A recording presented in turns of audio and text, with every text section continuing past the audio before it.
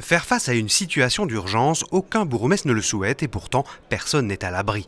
La manière de réagir, la communication de crise sont autant d'éléments fondamentaux. Des points abordés lors de cette formation à l'initiative du gouverneur de la province de Hainaut, du Centre de crise nationale et du ministère de l'Intérieur. Il fallait mettre en place des process vraiment opérationnels, très concrets, qui viennent de la connaissance du terrain, mais appuyés sur une base légale.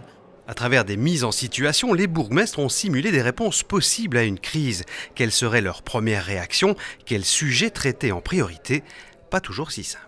C'était du concret, il y a eu des échanges et je pense que c'est en multipliant ces situations qu'on pourrait être le plus près possible au cas où il y aurait une crise plus importante. Je pense que le plus important pour les bourgmestres, c'est de comprendre quel est leur rôle à jouer. Et donc on ne va pas faire théorique, on va faire vraiment du pratique. Ici, un petit exercice interactif qui leur permet de se poser les bonnes questions. C'est vrai que face à une situation d'urgence, souvent on peut être un peu perdu, un peu face au chaos, de dire par quoi je commence.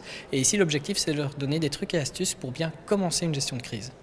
Émotion, précipitation, des éléments dont il faut aussi tenir compte en cas de crise et en tirer bien sûr les conséquences. Moi, je peux vous donner une anecdote. Je me suis trouvé en plein centre de production d'une usine industrielle qui connaissait un incident quand même important. Il y a eu que 2 blessés et finalement ils s'en sont bien tirés. Mais finalement, moi, à un certain moment, on m'appelle à 4 heures du matin. Je me retrouve avec le commandant des opérations de la police et on se trouvait très proche de l'endroit où avait lieu l'accident. C'est par après, maintenant, après coup, que je me dis, non, c'est pas là qu'on devait se trouver. Et l'initiative répondait manifestement à un besoin des communes puisqu'elles étaient venues en nombre.